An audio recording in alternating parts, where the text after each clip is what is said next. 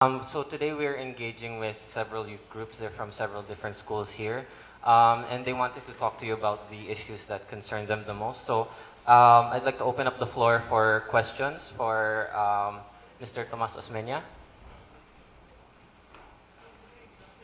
Sir, my name is Aimee Espina. Aside from being one of the hosts, I'm also a student from the University of the Philippines, Cebu. Sir, you belong to a very prominent family here in Cebu. Some would even say that you belong to a political dynasty. So with that said, I'd like to ask your thoughts on a very well debated and timely bill, which is the anti-political dynasty bill. The dynasty. Yes, anti-political dynasty bill. You know, we don't even talk to each other. How can you call it a dynasty? You know, if you really analyze the Osmeñas, you know, we hate each other. You know, so how could you call it a dynasty? Huh? I hate Sonny Osmeña because he said the SRP is a monumental disaster. I really hate him for that. I spent 20 years of my life trying to do something for Cebu, and he talks like he knows it all, you know. And each one of us has different views and directions, but we have all been brought up under the same environment, no more different than you have. So there is a tendency for us to share some common experience. But to say it's a dynasty is, I think, is very misleading. So I wanted to ask about a more local issue because I know one of your campaign platforms is alleviating traffic here in Cebu City, which has gotten worse over the past several years. So I wanted to ask specifically, what are your plans if you're elected this May to become mayor? What are your plans to alleviate traffic, and how would you accomplish that? You know, there's a tendency to oversimplify everything. But traffic is a combination of a lot of factors. But if you want me to put it in a nutshell, I'll talk about my track record. When I first became mayor, I brought in the most modern traffic system in Southeast Asia. Hong Kong was even behind us. They followed us after 2 years. Manila followed us after 8 years. Now we have the worst traffic system in Southeast Asia. Now, it's going to take some undoing. But it's more than just a traffic system. Huh? It's a combination of different factors. And people don't even know that the owners of the cars themselves, are one of the major causes of traffic. I did what I tried to do. You know, when I became when I went back to the States, I used to brag to my friends, you know, because they would show me their latest cars with all the navigational gadgets, etc., etc. I said, you know, in the Philippines, our cars are better than you because you just tell the car where you want to go. You say, "Adto ta sa SM." They'll take you to SM. You say, "Go to the gas station and patubil ta." Oh, the car goes to the gas station. You know, it will even wash the car. Why? Because we have drivers. In America, no one has drivers. You know why? Because they're very strict that there is so much parking space available. Here, even people with an old car has to have a driver. Give you an example. Okay, you know, I hate the traffic situation, but anyway, I'm going out. Where are you going? I'm going to Mercury Drug in Fuente. Okay, I'll see you later. So I go. I bring a driver, right? Now, when I arrive in Mercury Drug, I go down from the car, right? And what does the driver do? He drives around. At what speed? Crawling. He's looking for parking space. It's like a procession around Fuente Osmeña. And he's not the only one. Everybody is doing that, and people say, why is the traffic so bad? One, there's no parking space.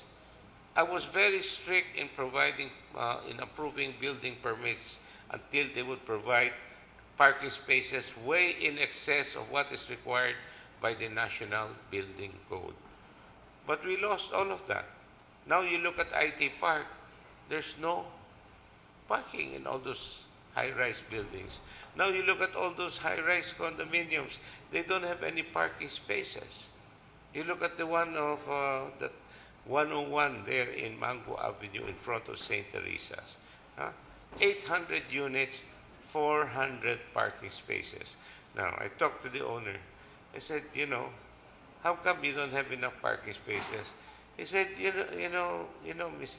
Tommy, uh, the people, these units are not for rich people. These units are for poor people. Why? I said, you think poor people don't have cars? You're kidding? How much your units are?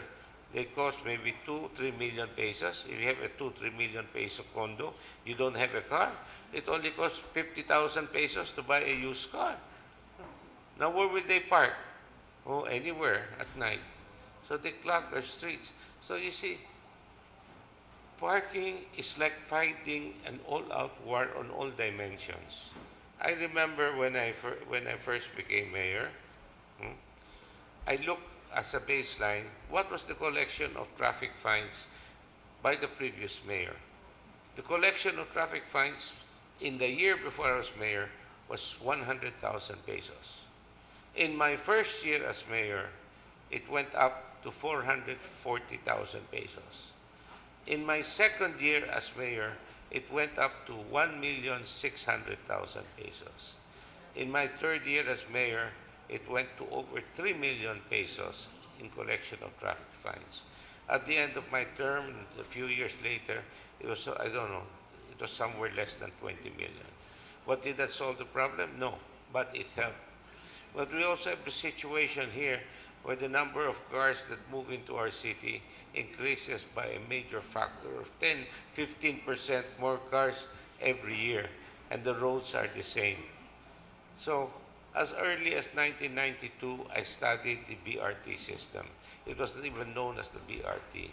In 1997, I went to Curitiba, Brazil, just to see how it worked. And now, we're going to have it maybe after 5 years.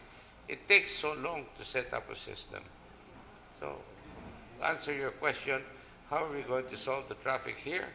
One, we have to kill everybody. That's like eliminating crime, We can eliminate everybody, there'll be no crime. But as long as people here have cars, we have to deal with it. We have engaged in urban planning of trying to expand the city so that the growth goes more to the outside. But our policies are such that it's more going to the inside than going outside. So we create more congestion in the inner core, and the solutions become more and more expensive. And this is not really the best way to go. So to answer your question, when you solve something like a traffic problem, you have to think way ahead, even before it becomes a problem, so that by the time the problem emerges, the solution is already in place.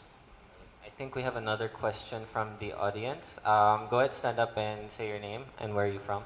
I am Guayat Pabinget from UP Cebu again. So, what I caught is that you are particularly proud of your party, the BOPK, for your brand of service. In fact, BOPK stands for Bando Osmeña Punto Kauswagan. I think this is one of the proof that your name, Osmeña, is a selling factor of your party instead of your platforms. Now, one of the agenda in this forum is electoral reforms, particularly reforms in our political party. I would like to know what is your opinion on deviating from the traditional personality politics and reinvigorating into our parties into truly principle and platform-based politics. Good question. You're right and then you're wrong. In life there's no black and white. It's always gray in between. But there is indeed influence of our ability or inability to make our own decisions. We just follow by what is popular. We follow by who's the boss, and we just go along with that. It's it's not the fault of Osmeña that our people are no longer trained how to think. It's our culture. And this can be best offset by teaching them how to think. I'd like to introduce you to my son, Miguel. Here, Miguel. My son, Miguel, graduated in UCLA, summa cum laude, in philosophy. Now, you tell me that he's not qualified to run for public office because he should be disqualified because he's an Osmeña. Go ahead. That's what I'm trying to tell you. See? What, Miguel, when before he entered the university, he asked the professor, how are you going to grade us? And the professor said, it depends how much you fight me. And he likes that. And he scored very well. He beat all the white guys there, he's summa cum laude, in one of the top universities in America. But he's the same guy who dropped out of Sacred Heart School when he was in high school. He only had one passing grade, PE. Because he could not get along with the school. He always fights with them. Because see, in our culture, you just have to memorize, you'll get summa cum laude. But what happens? You have to learn how to think. See, what we're doing right now, we say, why are you endorsing him? Who cares? Why can't you make up your own minds? That's why I'm here in this forum, so you can listen and find out what's good for you. No? So don't use the family as an excuse. No? I did the SRP not because I'm an Osmeña, but because I studied, and I studied very hard, and I put all my effort into this. And so I have something to show. So, but because I'm an Osmeña, you should not vote for me. Something's wrong. You know, it's not unusual for the son of a guitarist to be a guitarist himself, for the son of a lawyer to be a lawyer himself, for the son of a doctor to be a doctor himself, because that was part of his upbringing and that's part of his culture. So what are we? If we're going to have an anti-dynasty law, let's also have a similar law that if your father's a lawyer, you're not allowed to be a lawyer. If your father is a machinist, you're not allowed to be a machinist, and so on and so forth. See? But then again, I also agree with you that people, because of people's dependence in going along with the last name, that they don't bother to think anymore. They just vote kay because ilado yun na, no? So it's a matter of education. It's a matter of showing off on what has to be done. We elect people because of their popularity. No? That's not so bad, actually. But the thing is, when the person leaves, the personality lives with him. In other educated countries, like especially in Europe, they have ideologies. In an ideology, they go and support an idea. So that when the person will go, hopefully the ideas and the principles will remain.